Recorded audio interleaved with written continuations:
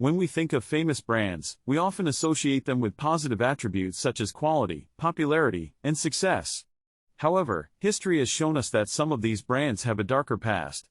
In this video, we will explore 5 famous brands that worked for the Nazis during World War II, highlighting their connections and the controversies surrounding their involvement. Our first brand is IBM, a technology company that is still widely recognized today.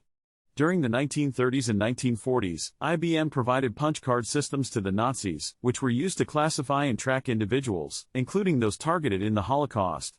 These machines facilitated the administration and efficiency of the Nazi regime, allowing them to efficiently carry out their discriminatory policies. Another brand with a controversial past is Hugo Boss. Known for its fashionable clothing, Hugo Boss was responsible for designing and manufacturing uniforms for the Nazi Party and its organizations, including the infamous SS. The company's founder, Hugo Ferdinand Boss, was an active supporter of the Nazi Party and used forced labor in his factories. The Bayer Pharmaceutical Company, now part of the multinational conglomerate Bayer AG, also played a role in Nazi Germany. Under the leadership of the Nazi regime, Bayer, along with other German pharmaceutical companies, conducted medical experiments on prisoners in concentration camps. These experiments were conducted without the consent of the victims and were often carried out in horrific conditions. Mercedes-Benz, a luxury automobile manufacturer, is another well-known brand that had ties to the Nazis.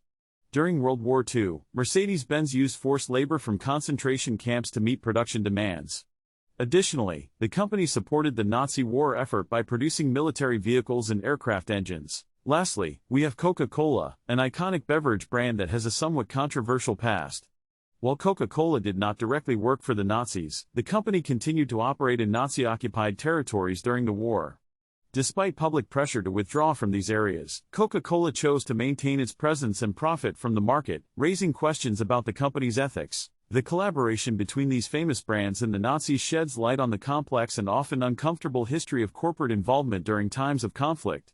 While some brands have acknowledged their past and taken steps towards reconciliation, it is important for us to understand the role they played and the impact it had on individuals and communities affected by the Nazi regime. Examining these historical connections allows us to reflect on the responsibility of brands today. It reminds us to be critical consumers and to consider the ethical implications of our choices. By understanding the past, we can strive for a better future where companies prioritize human rights and social justice. The stories of these 5 famous brands working for the Nazis serve as a reminder that history is complex and often full of surprises. It is through exploring these untold stories that we can gain a deeper understanding of the world around us. Let us continue to examine the role of brands in our society and hold them accountable for their actions. Our exploration of brands that worked for the Nazis continues with Volkswagen, a name that is instantly recognizable in the automotive industry. During Nazi Germany, Volkswagen was involved in the production of military vehicles and equipment for the German war effort. The company's founder, Ferdinand Porsche, designed the Volkswagen Beetle, which became a popular civilian car in Germany during the war. However, it's important to note that Volkswagen's involvement with the Nazi regime was a result of the political climate at the time and not an endorsement of their ideologies. Moving on to a different industry, we now turn our attention to Siemens. This German conglomerate, known for its involvement in various sectors such as energy, healthcare, and transportation, had significant collaborations with the Nazi regime. Siemens subsidiaries contributed to the construction and operation of concentration camp facilities, including providing the electric fences and control systems used to confine prisoners. The company also exploited forced labor from concentration camps for its own profit. Our next brand is Allianz, a global insurance and financial services provider. During World War II, Allianz worked closely with the Nazi regime, providing insurance policies for concentration camps and their contents. The company also profited from the forced labor of concentration camp prisoners, as it ensured the risks associated with using forced labor. Allianz's involvement raises questions about the extent to which corporations have a moral obligation to reject business opportunities that are in conflict with ethical principles. Turning our attention to the media industry, we delve into the role of the German magazine Der Stürmer during the Nazi era. Published by Julius Streicher, Der Stürmer was notorious for its anti-Semitic propaganda and incitement of hatred against Jews. The magazine played a significant role in disseminating Nazi propaganda and fueling anti-Semitic sentiment in Germany. Understanding the influence of media in shaping public opinion is crucial in preventing the spread of harmful ideologies in the future. Another brand with a controversial history is Hugo Ferdinand Boss, the founder of Hugo Boss and the designer behind the Nazi uniforms. Boss actively supported the Nazi Party and utilized forced labor in his factories.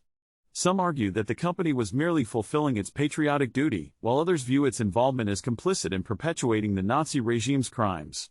The lasting legacy of Hugo Boss's actions serves as a reminder of the responsibility businesses have to uphold ethical practices, especially during times of political turmoil. Moving forward, we examine the German pharmaceutical company IG Farben. During the Nazi era, IG Farben supported the production of synthetic rubber, fuel, and pharmaceuticals for the war effort. The company also played a significant role in the construction and operation of the Auschwitz concentration camp, utilizing forced labor from prisoners. After the war, IG Farben faced repercussions for its collaboration with the Nazi regime. Taking a closer look at the banking industry, we explore the role of Deutsche Bank during the Nazi regime. The bank actively supported the Nazi Party and its policies, including providing financial assistance for the construction of concentration camps. Deutsche Bank also seized Jewish-owned businesses and managed their assets.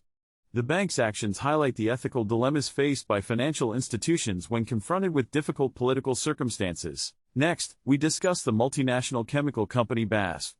During the Nazi era, BASF collaborated with the regime in various ways, including the production of chemicals used for weapons and war materials. The company also employed forced labor from concentration camps in its factories. The involvement of BASF underscores the complexities faced by large corporations during times of conflict and their potential contribution to human suffering. Lastly, we explore the role of Krupp, a prominent German industrial conglomerate. Under the leadership of Friedrich Alfred Krupp, the company actively supported the Nazi regime's armament program, producing weapons, tanks, and other military equipment. Krupp factories also employed forced labor from concentration camps to meet production demands. The company's collaboration with the Nazis raises difficult questions about corporate responsibility and the role of the private sector in times of war. As we conclude our exploration of these brands that worked for the Nazis, it is important to reflect on the lessons we can learn from history. The past must serve as a reminder for individuals, corporations, and societies to remain vigilant in the face of injustice, discrimination, and unethical practices. By understanding the actions and choices made by these brands, we can work towards building a more responsible and ethical future.